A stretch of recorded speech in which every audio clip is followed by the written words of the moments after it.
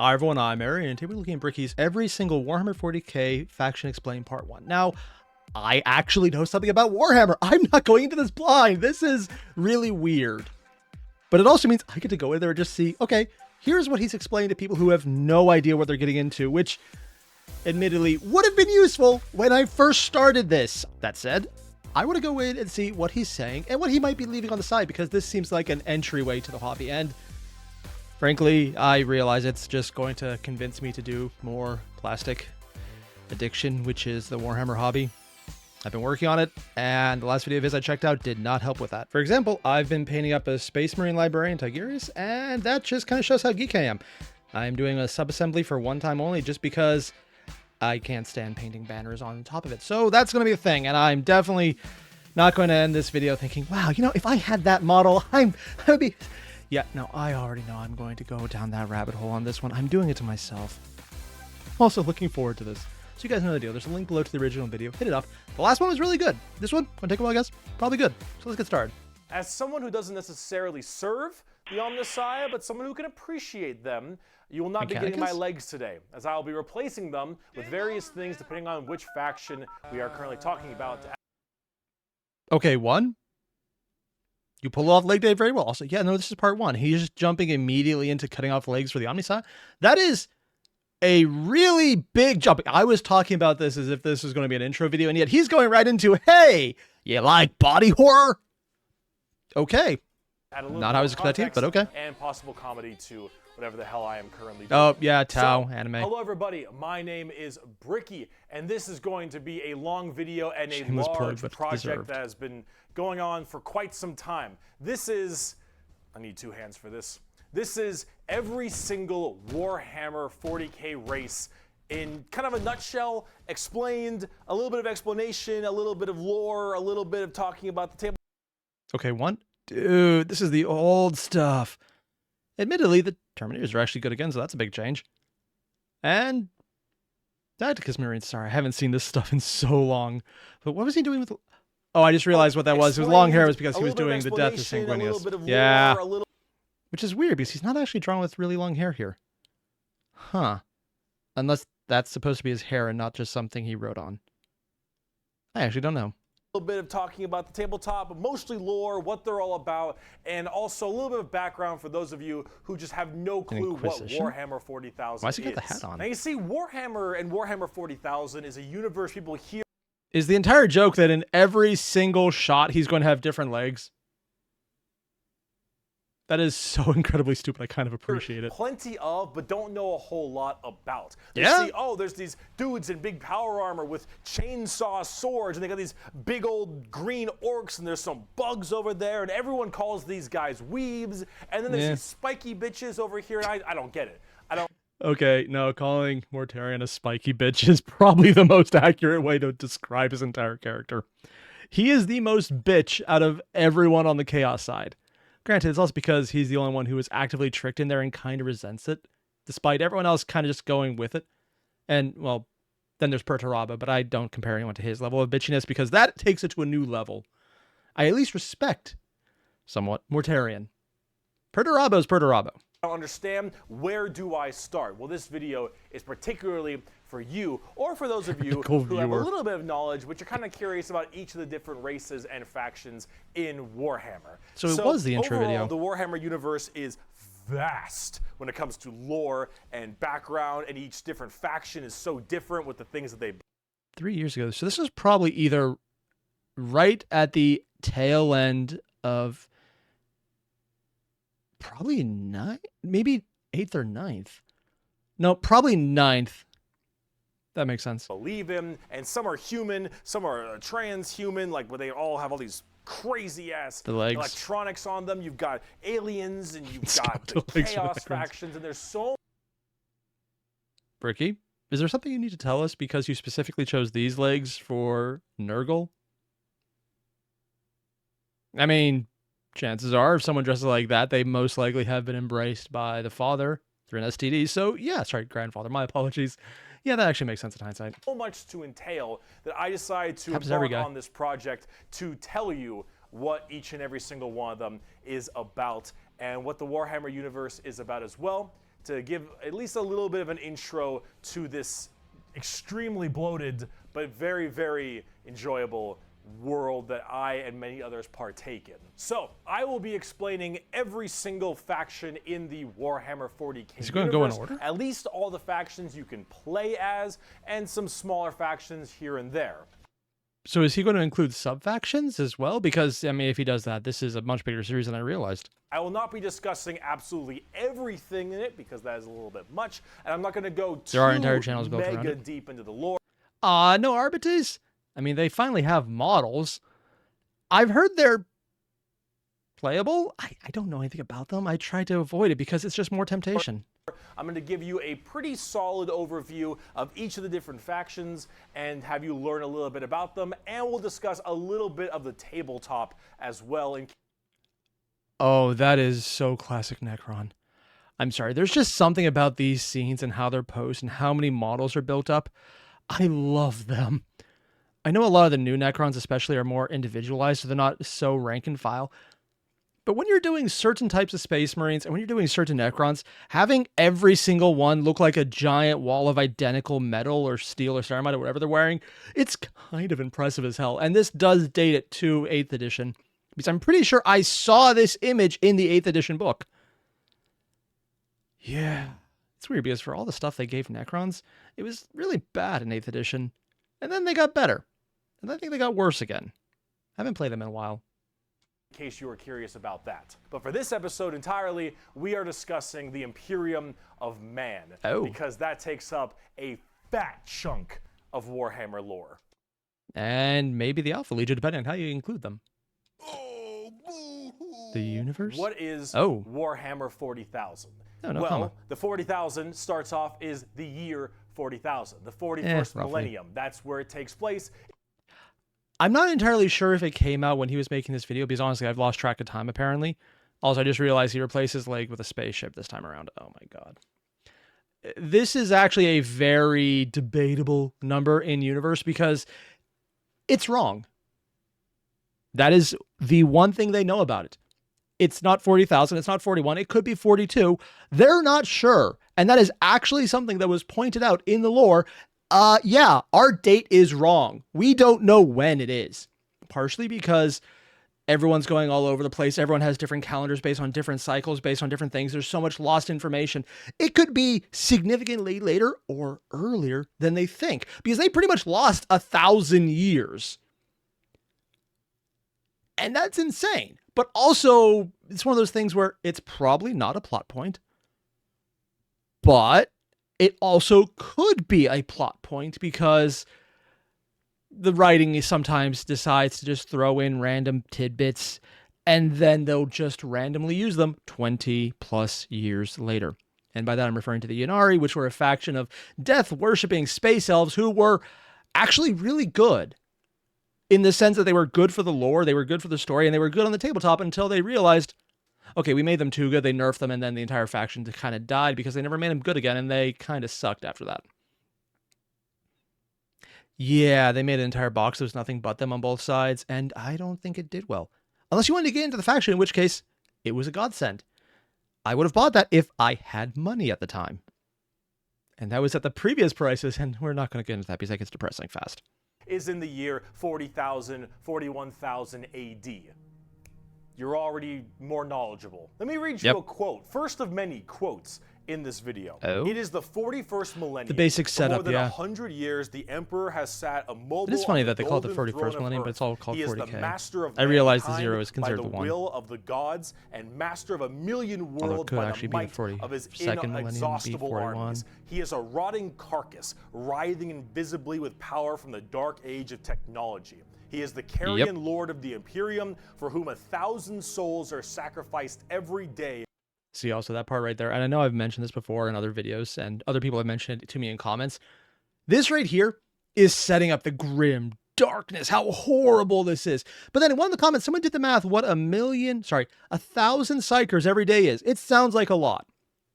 But when you consider there are hive worlds with 50, 40, 30 billion people in them, and there's more than 1 million worlds in the Imperium, I don't even know how many hive worlds that makes up.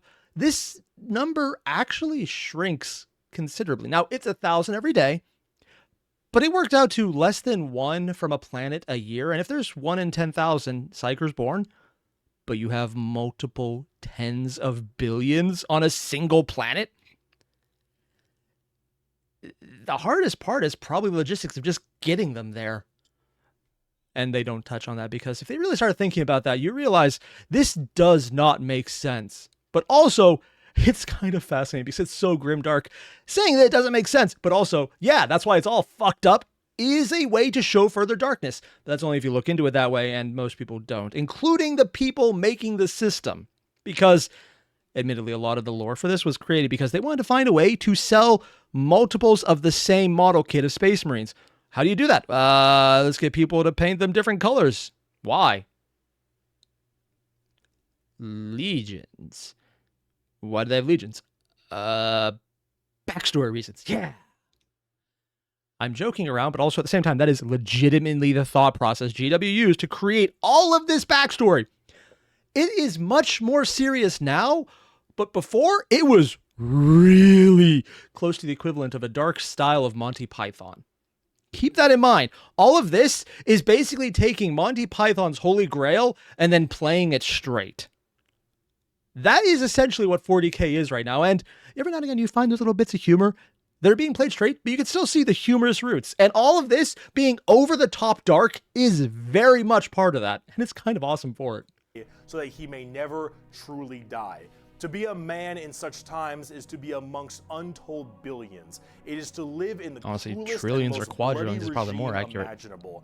These are the tales People didn't think of those big times. numbers like that. Forget the power Hell, of they barely do it now. technology and science, for so much has been forgotten, never to be relearned. Forget the promise of progress and understanding, for in the grim, dark future, there is only war. There is no peace amongst the stars, only an eternity of carnage and slaughter and the laughter of thirsting gods. Everything blows. I don't even know and what those it lights blows are. fucking hard. Warhammer. Really? Oh, I just recognized what that image he used was.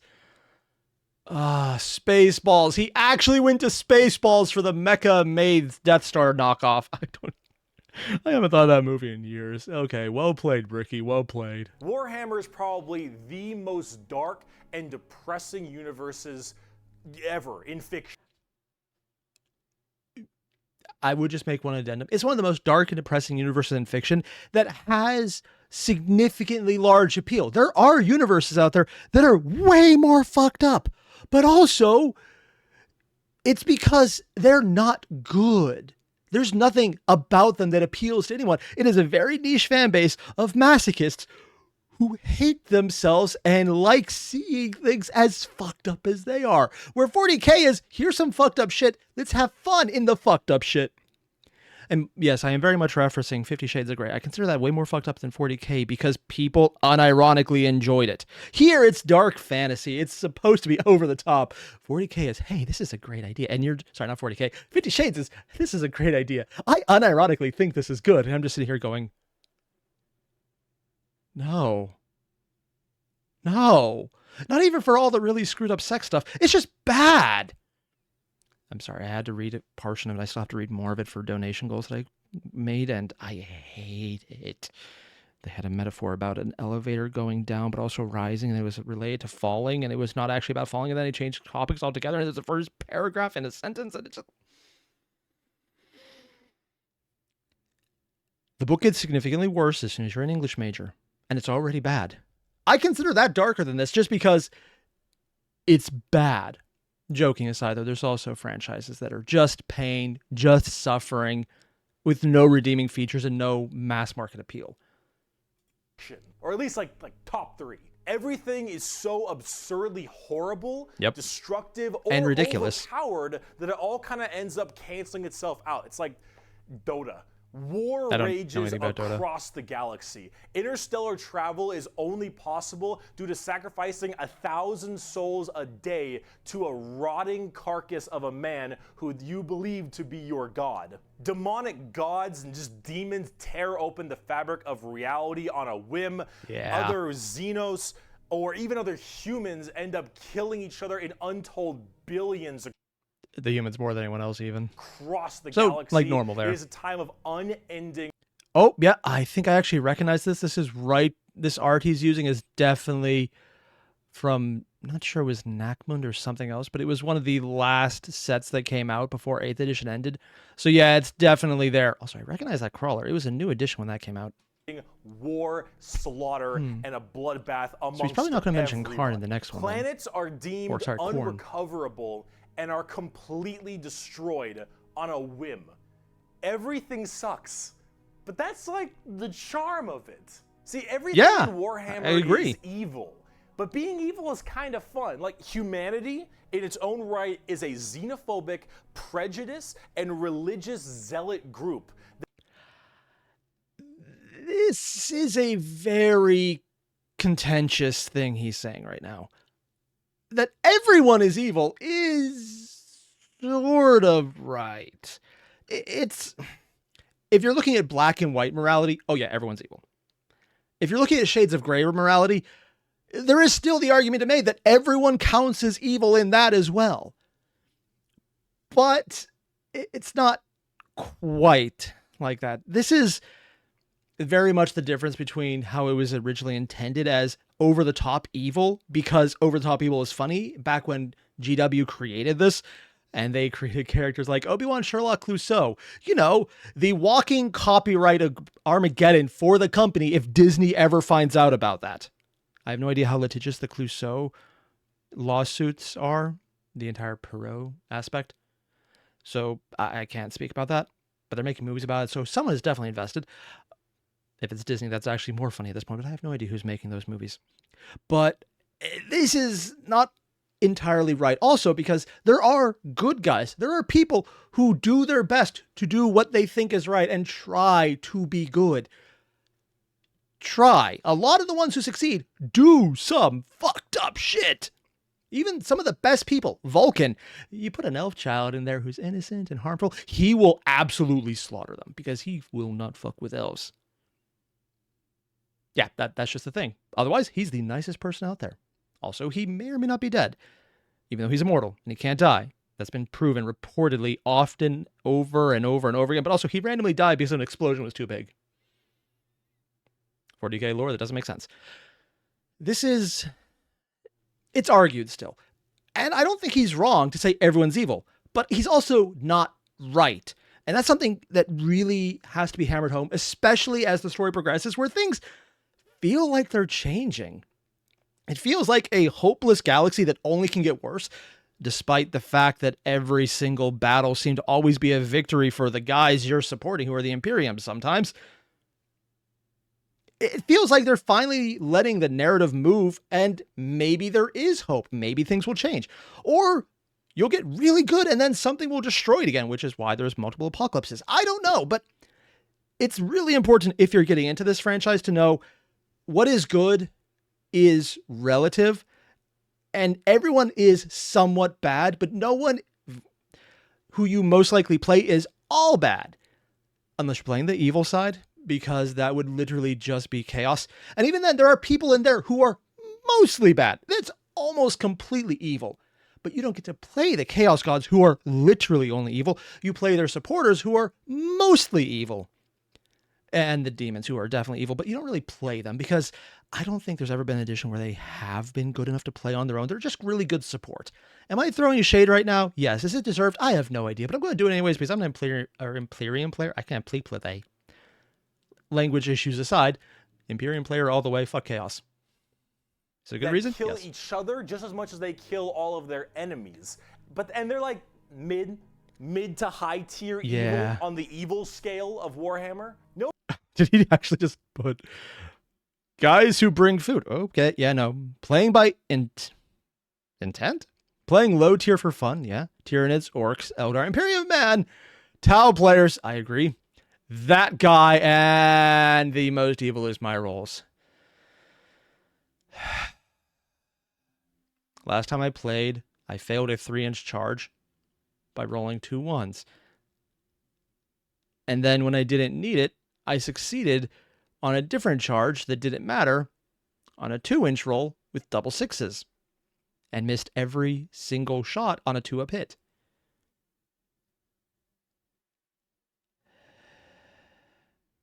If you don't know 40k, everything I just said sounds stupid.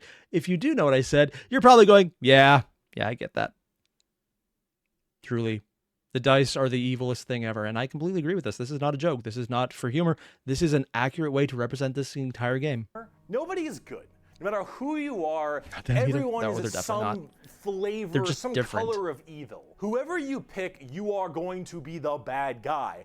But that's the fun of it, because being the bad guy is badass. Villains are cool. They look cool. They got cool outfits. They got cool weapons. They got cool armies. Villains are cool, man. And when everyone is a villain, everyone is pretty cool. That's what makes this so...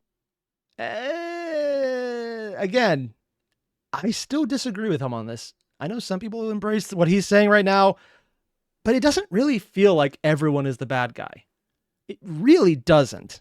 And maybe that's just my perspective with the media I've dealt with, but it does feel like there are people who definitely count as the good guys. Button. So charming is that everyone can be the bad guy. So let's start off talking can be and about is, though. The main bad different. guy, quote unquote, the Imperium of Man. It's hair, whack. It's gear, whack. The Imperium of Man is the main empire of the human race. All of humanity is under this one flag called the Imperium. And about 10,000 years ago, there was a man. Oh, Marty McFly for this reference. Emperor, the Emperor of Mankind, a 10-foot tall... Wait, how long did you say ago? Under this one flag called the Imperium. And about 10,000 years ago, there was a man. He was the Emperor of Mankind. This, again, when it comes to anything with numbers, it's kind of weird. The generic is, it's 10,000 years, but it could be more like 12. It could also be more like 8. Because it depends on when you really think the Imperium started. Are you going with when he's around to lead it, when the Crusade started, when he started his war on Earth? Or are you going with really the end of the Horus Heresy, which is not really the best place to say it started, but functionally there is a very distinct difference in empires between when he was alive and when he was on the throne in a skeleton. I don't know many people who counted that way, but honestly, in terms of how it plays, it really is different. A 10-foot tall psychic demigod sort of led humanity across the stars to colonize tons and tons of worlds, create superhuman soldiers, and really bring humanity into a new age. This man, the New Age is the best way to put it, was a psyker. And a psyker is like a magician of sorts. In the world of 40k, there is the warp, the immaterium, kind of like hell, but sort of like a purgatory dimension of hell. And a psyker is someone who can take that power and powered by hell. Yeah, that's through their mind completely accurate. Use it to do stuff. Good art, like though. Witchcraft stuff, magician stuff, spells, and lots of other things, but we don't want to get too into that. The Emperor, big boy psyker. Top tier, A+, maybe even S. Now, ironically, that's pretty accurate to how he's ranked. It's not exactly put like that, but there is an alpha, there is a sigma, there are all of the various letters to say how someone is powerful. And saying that he would be above A, he's the S+ rated, is actually the way to look at it, because there are no other psychers as strong as him. That is one of the defining features, and if there ever was one discovered who is, that would actually be a significant plot point and probably very interesting. Or they're a god at that point, but that doesn't matter. The Emperor created a bunch of sons. Yes, created a bunch of sons known as the Primarchs. He created... I know what he means, because they were all test tube babies. But I'm also pretty sure you create most of your kids. It doesn't... I was going to say it doesn't just happen accidentally, but then I realized what I was saying. So, yeah, never mind. I retract my statement. He did it accidentally, the kids, this time around.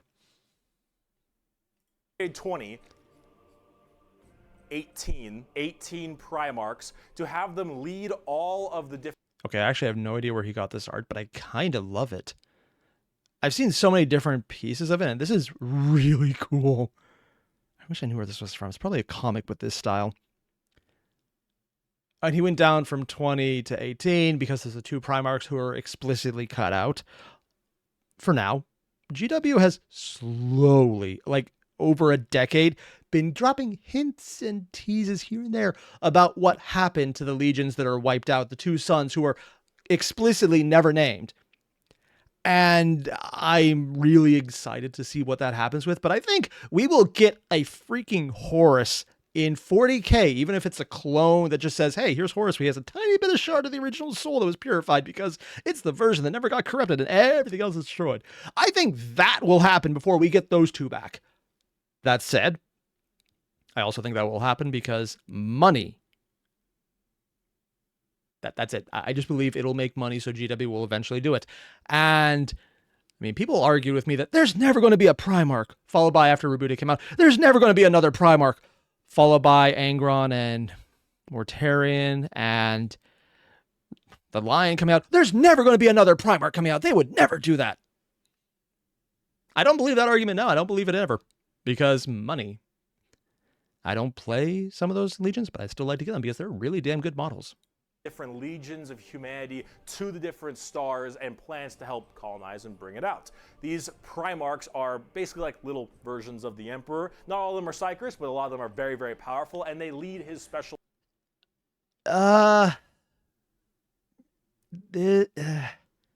Sort of. Not all of them have direct access to psychic powers. But this is one of those things where it's very confusing in lore. Officially, no. Some are psychers, some are not. In the tabletop, some are psychers, some are not. There's a very hard divide.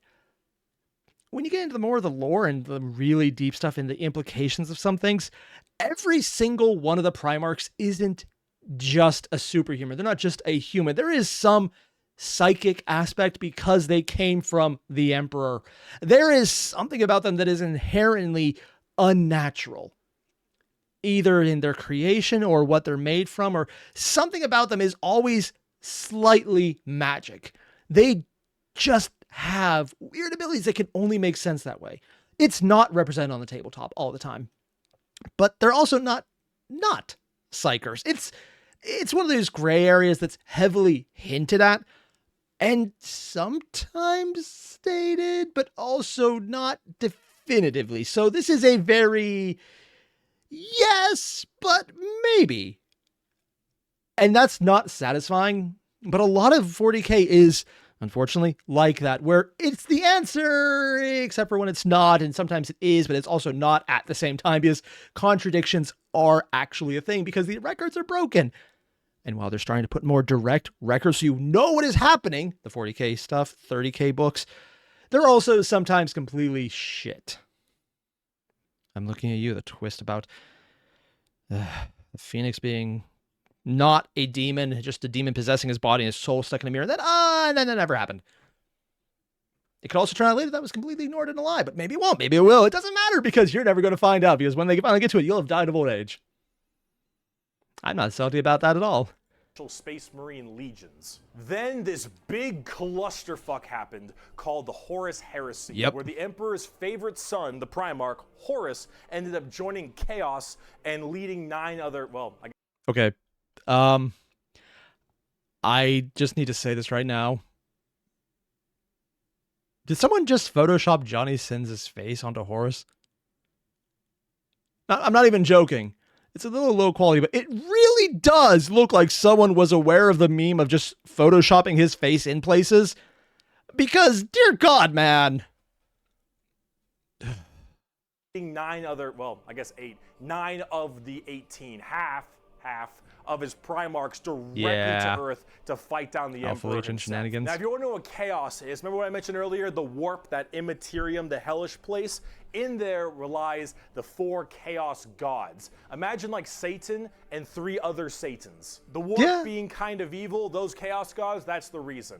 And so those Chaos gods manipulated Horus, and then Horus helped manipulate all 8 other Primarchs to lead this giant coup directly on the Emperor on Earth. And they fucked up shit. After this huge civil war, Horus died, but not before brutally wounding the Emperor.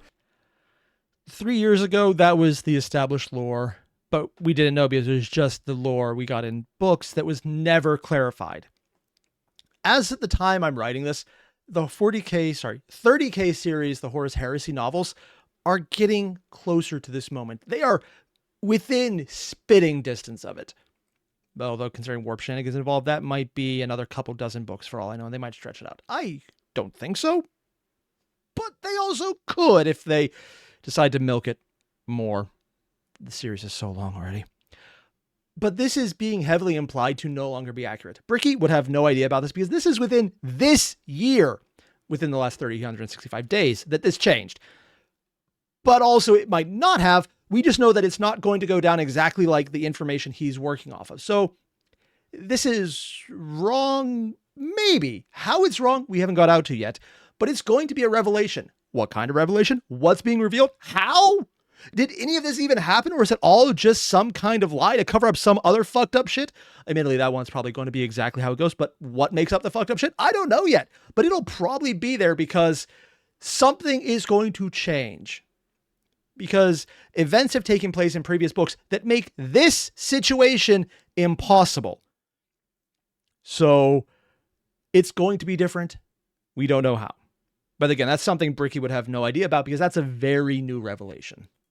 And right at the end of his life, they put the Emperor on this large golden throne on Earth in which he is now alive, just barely, but slowly rotting away, powering something called the Astronomicon, so long as he stays alive, and is fed 1,000 people a day. The Astronomicon is like the North Star. If you want to do interstellar travel in 40K, you need to pass through that demonic warp I mentioned earlier. But how do you know where you're going? Well, the Emperor is there putting a nice little navigator right there. He helps navigate you to know where you're going. If you want to go from Earth to some crazy solar system across the way, you need to go through that warp, and then you need to know where you're going, go through there, and pop your way out. It's like doing nether travel in Minecraft, so you can shorten the distance between going to areas. So long as the Emperor is alive and being fed 1,000 people a day. Wait, did he actually? So long as the Emperor is alive. He actually left in the little scream in the background and put air quotes alive. And okay, well played. That is actually kind of perfect. And being fed 1,000 people a day to stay alive, you can do that. The moment he dies, interstellar travel's gone for all of humanity. You're so boned. Now, they traveled without him. It just really sucked. So it's not completely boned. It's mostly boned. Admittedly, there's also half the Imperium right now, and this would be in his timeline that this is probably information he has to just not overloading players with.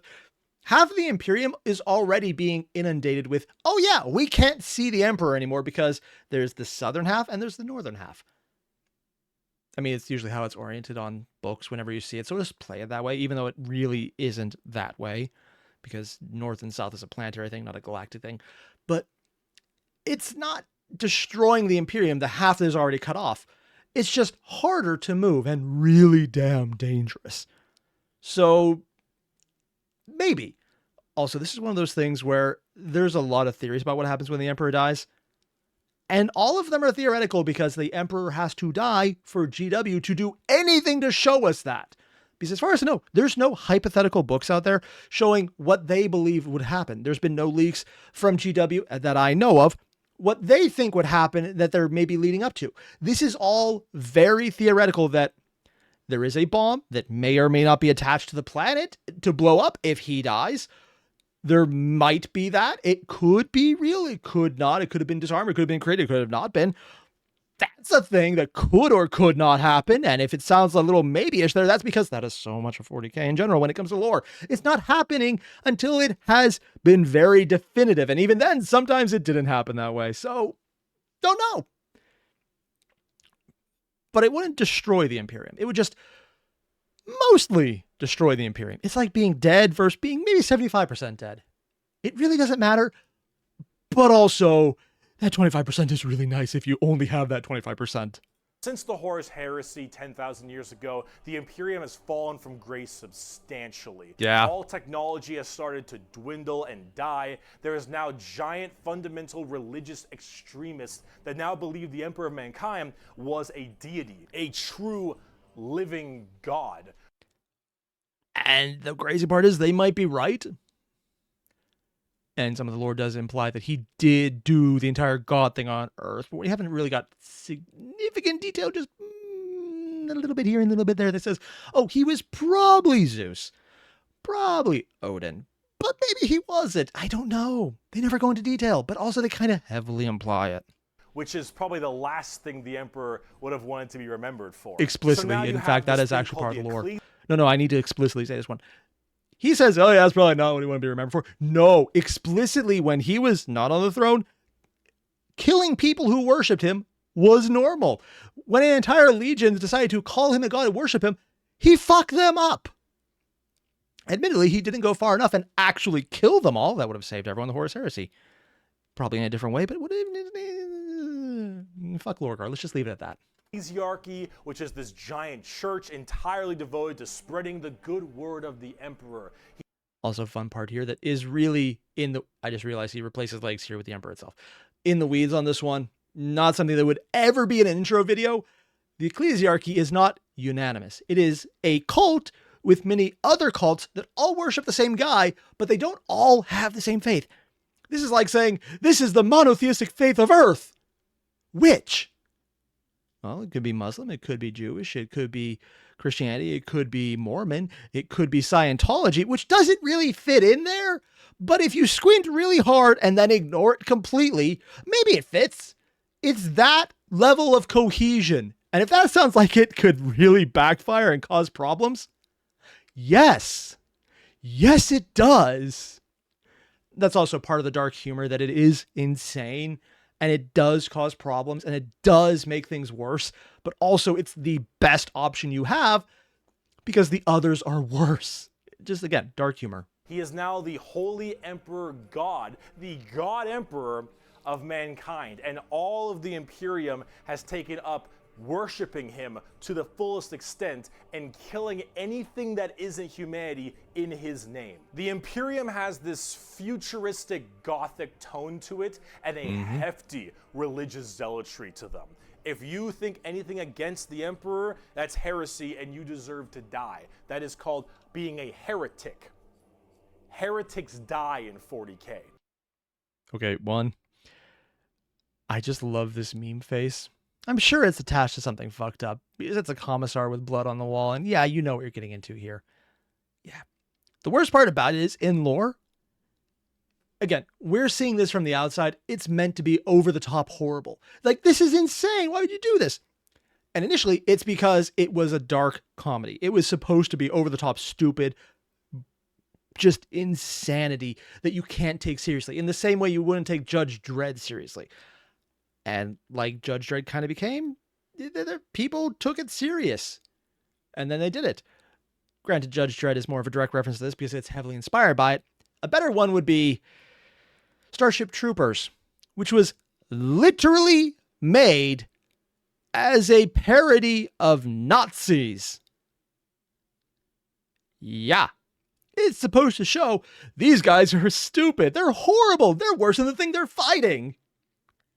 No one got that because honestly, the movie that made it very popular didn't show that well. It looked like, well, these guys are brutal, but they get the job done. I personally can't stand it just because it never interested me and I got very bored. I don't know why. I usually like sci-fi shit like that. I'm just weird. This is basically that same thing. The humor is taken, but then it's played straight. So, while initially this is insane. Why are they doing it? Because they're crazy.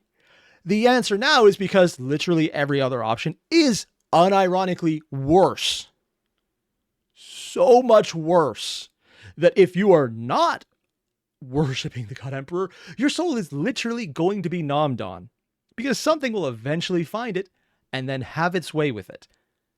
And if you're very lucky, the nommed on part is all they will do. Yeah, let's just leave it there because I like to stay on YouTube and not get All the strikes are going into detail on that one. 40K. There is no such thing as freedom of religion. There is no such thing as freedom of speech, so long as you are against the Emperor. There is no such thing as any kind of tolerance. Everyone is a religious zealot. Some more than others, but...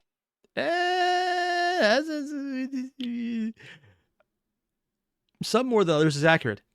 The chevron is saying, especially this guy, is debatable because one of the fine little points of 40K that decides to be realistic is the higher up you get in any structure, the more corrupt, the more horrible they become, and the less they actually believe what they say, which usually leads to all the bad shit proving why you should have actually been a zealot in the first place.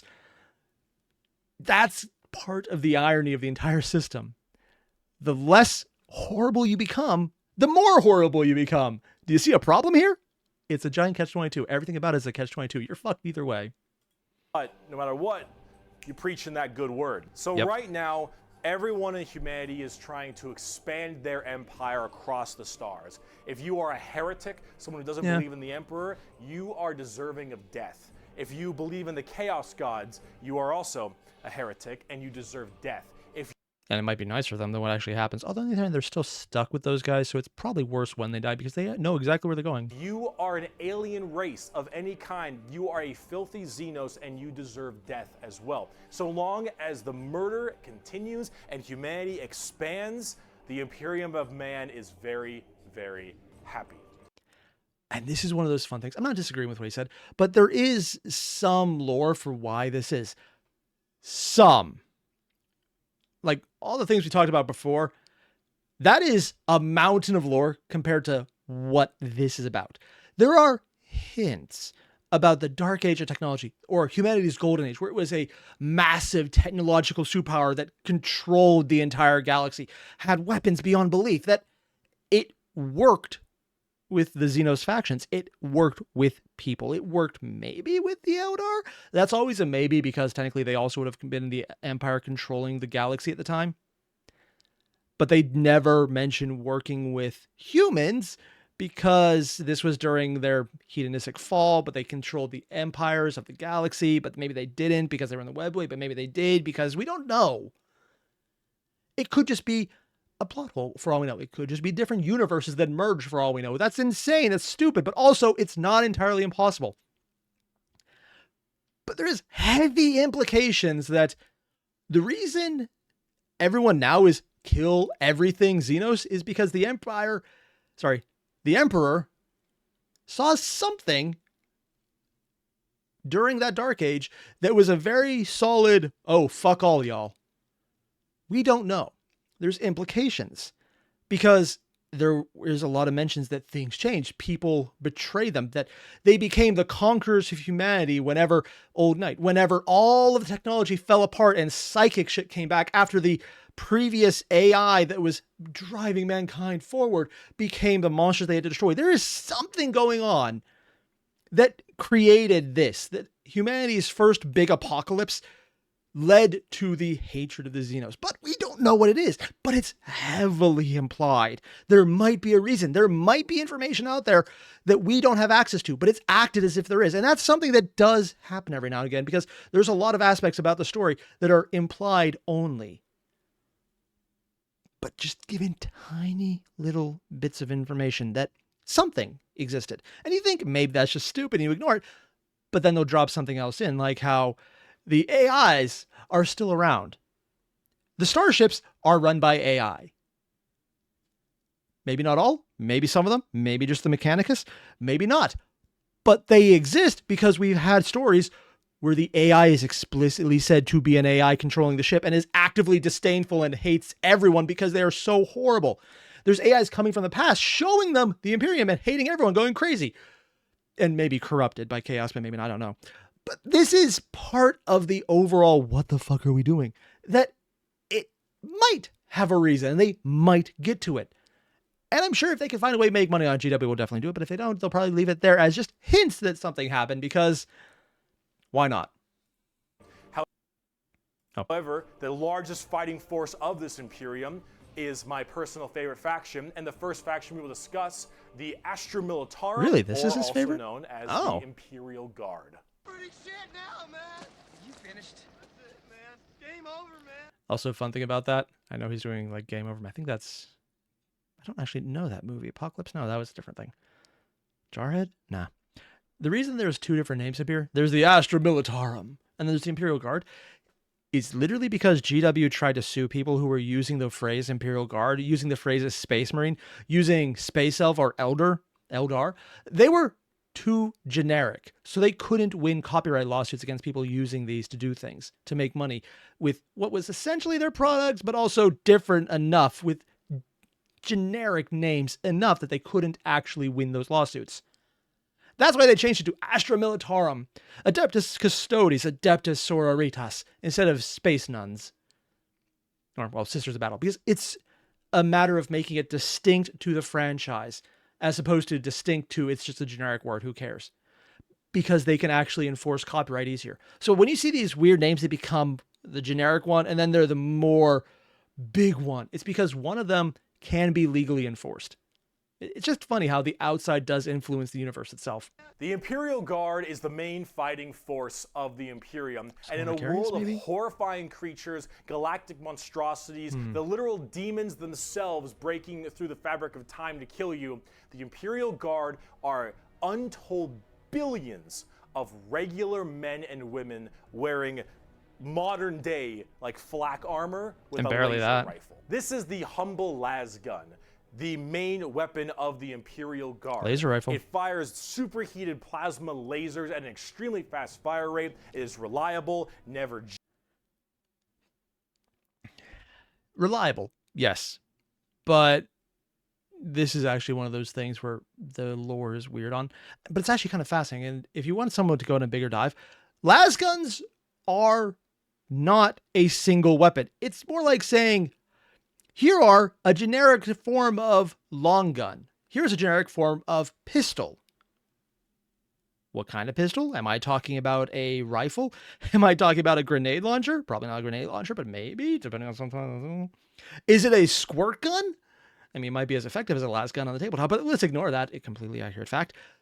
It's that level of generic because every single writer has their own way to describe these weapons, and they are described in so many different ways. Some are physical projectiles. They're basically modern firearms. Others are laser rifles. Others are the plasma he's talking about, which is different than the actual plasma weapons that are way more powerful, but also can blow you up. There are so many ways to describe them that they are very much a category of weapon that is just simplified down to las. And that might not be intentional on anyone's part in or out of universe, because 40K has these loose narrative consistency. As long as you stay accurate to the spirit of the narrative, you can get away with a lot of changes to the actual text. So yeah, it's just weird. And if you want to get more information about that, Luton did an entire thing about weapons, and I would just recommend checking out because he goes into the nitty-gritty detail that Bricky is just giving us the overview of. But it is just fascinating to see how this is what you think it is at the top level, but then it becomes so much more detailed and granular. So it's an entire category of weapon as opposed to an actual weapon. Jams, it can blow off limbs, giant holes in concrete. It is overall an extremely devastating weapon in modern day. It is one of the weakest in the 40K universe. Yeah, although I haven't played it yet, I don't know if there's a way to give an entire block of guards with this devastating wounds. But that would scare me, specifically in 10th edition. Prior to him making this, if you give someone these weak-ass weapons, but then they can ignore having to worry about them being weak-ass weapons, that would scare me. I don't know if that's possible. If it is, well, fuck, that's a very expensive army to invest in, but someone who already did that is going to be just laughing their ass off. Yeah, a laser rifle that never jams, it could blow off limbs, one of the weakest weapons. Yeah. That's the world we're in right now. But who cares? Because the Imperial Guard has, in each battle, 500,000 of these men and women. 30,000 large armored tanks, 10,000 artillery batteries. The Imperial Guard wins through sheer numbers and firepower. They kind of have this World War I, World War II style aesthetic with legions of guardsmen as well as high company commanders and generals on the field along with them, and multiple kinds of troops. A normal Imperial Guard battle starts off with artillery, long lines of artillery, cracking the crust of the planet underneath the enemy's feet. Also, just fun thing about them, the artillery here, the basilisks, on the tabletop, their range is bigger than the board. So if you ever play a game that is decidedly huge, like I'm going to give myself a couple days to play this, these are a great thing to bring because you can put them so far back that they could hit everything, and it's insane because you can't usually use this unless you're playing a game and you can just randomly shoot someone else's game across the table or, you know, a store. Is that ever possible? Sometimes, yeah. Rare as fuck, though. But if you can ever find someone who has a game that big, watch the highlight reels. They are fascinating.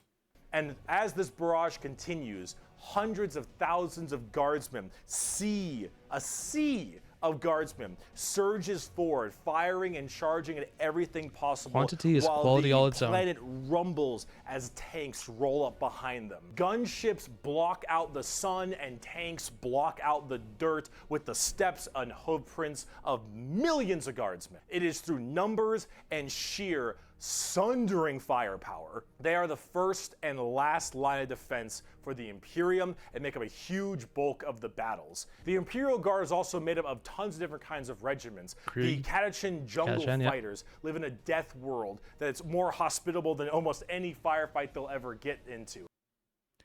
Wait, more hospitable? Did I mishear that? Live in a death world that's more hospitable than almost any firefight they'll ever get into.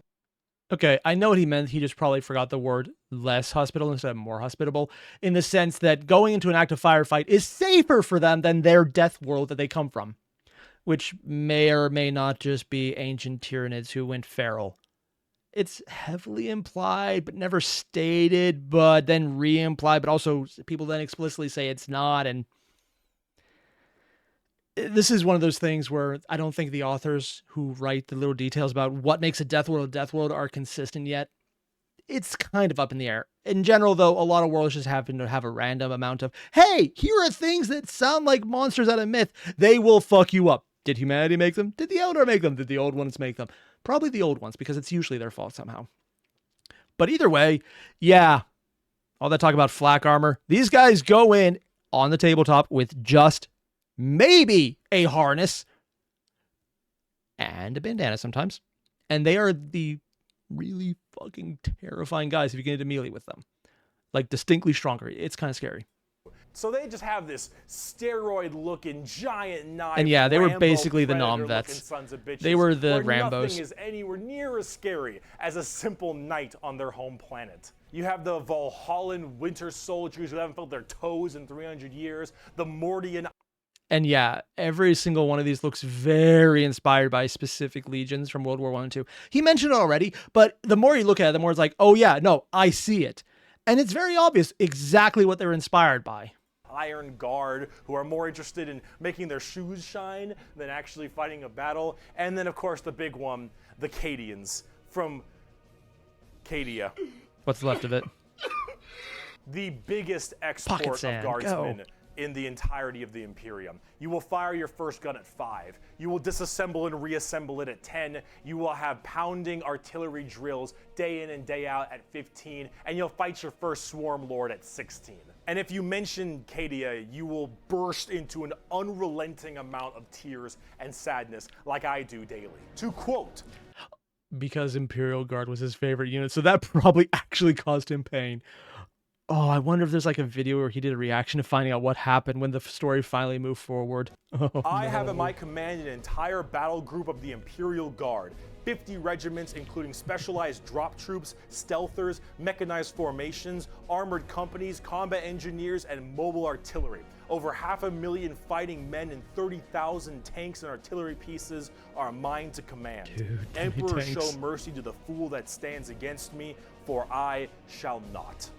Also, it might sound like 30,000 tanks is a lot. There are some people who have guard armies that they have collected so many tanks that while it might not be 30,000, they might have that many models on the table. most of them infantry, but they have so many tanks and it's insane to see.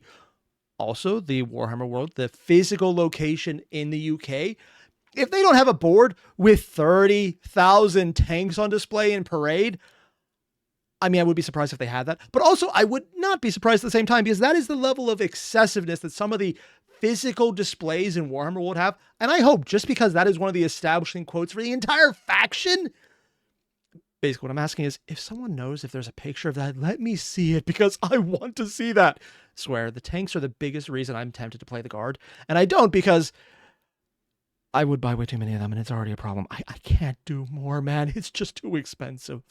The Imperial Guard are my personal favorite faction in 40k. They're the army I collect the most, the ones I enjoy playing the most, and the one I enjoy in the lore sense a lot. There's something about just a regular man with a laser rifle being told to charge the horrors of this universe. And when the regular man charging the horrors actually wins, in lore, probably won't happen. In gameplay, actually will, because if you get lucky and your opponent doesn't, you can fuck shit up. Also, because charging a Titan with the las gun and a bayonet is an actually effective strategy. Is it stupid? Yes. But goddamn, when it works, you have a best day ever right there. And willingly doing so for his God Emperor. It's just poetic. They actually represent the main Imperial Guard tactics pretty well. Large amounts of artillery that doesn't require a line of sight, lots of tanks, tons of infantry, drop troops, and gunships. Overall, they're pretty similar to how they sound, though a little bit expensive to collect, unfortunately. A little bit expensive, he says. A little bit. This is 3 years ago. His little bit is still, compared to some armies, not the most. I mean, if you're getting Krieg, oh dear God, because they're out of production, it's even more expensive right now. They'll probably eventually put it up, but they haven't yet. This is a very expensive faction because you can get 10 guys for like $50. Probably gone up to 60 now. Eventually it'll probably go up to 70 by the time someone sees this in the future. I'm hoping that's a joke, but honestly, I don't expect it. And then you realize, oh, I got 10. And where's the other 15 I need? Joking aside, it's probably more like another 6. 5 if you need 30, and they double up to 20, and then you need at least 3 of that. So yeah, another 5. And that's just for the chaff. And then you need the tanks, the characters who they gouge prices on, all of the other bits, the upgrades, the other tanks. This is a very expensive army because you could pay a lot of money for very small parts of the army. And while it is a lot of models, it doesn't count for much point-wise. So it's very much, hey, you have disposable income or you're not playing this army. Also, that's one of the reasons I like Custodes. I bought a box and I was done. You can buy the Start Collecting box and unironically be done. Would it be the best? No, but you can. As opposed to the Escher Militarum, where you're just like, okay, how many thousand are you willing to invest today for half an army? And they don't hit a lot. They have a bit of a bad aim, but you don't really Except for the ones who don't. Because you're just drowning them in shots. However, if you want more accurate fire and specialization, we can move on to talk about Space Marines. Okay, full disclosure, I actually thought I would finish this today because I did the last one when I saw his entire timeline. It was awesome. I love that. And I could do that in one sitting. And here I'm thinking, okay, it's been an hour. I need to adult. I did not time this well. I figured this would be a really short video, but I did not think this through. But I'm also really enjoying this piece. I like going back and seeing this is the information you would get when you're first getting into 40K. And frankly, he's doing a good job of giving you exactly what you need as the entry level. And there's a lot of things you could add in. And I'm just going just a few things that might be helpful as an understanding of, hey, you just keep in mind, there's this aspect. It's going to be weird. And a lot of that's what I'll probably be doing in the next video because I definitely want to check out more of this. But so much of it is 40K has a very subjective everything. So subjective. And there's good and bad points about that. Good point, it makes writing easier because you can never be entirely wrong. Bad point, it makes understanding the lore harder because you can never be entirely right. It's like, decide to have, you want to learn you have OCD. Play 40K or try and understand 40K. Either way, you're eventually going to get it. Oddly enough, my bitching aside, I love this game. I love the franchise. I hate the people who are monopolizing it, and GW's intelligence when it comes to how they use their franchise is sometimes questionable in the entirety, but that's beside the point. Also, the models look amazing. This is really cool to see, and I'm really glad Bricky's doing this, because I like seeing what would have been very helpful when I was starting, and just trying to see what is interesting that he might not be adding in, or is making little nods to, like all the times he talks about the amount of Primarchs. That's funny, because it shows he's aware of what's going on, but there's more information. He's making sure you're aware, because there's like that little wink, wink, nudge, nudge, say no more, say no more. But it gives you a way to start finding more information. That's good, and I like seeing that. Basically what I'm saying is, if you haven't already, there's a link to the... I can't speak today. Link to the original video. Hey, there we go. Hit it up. I'll see you in the next one. Adios.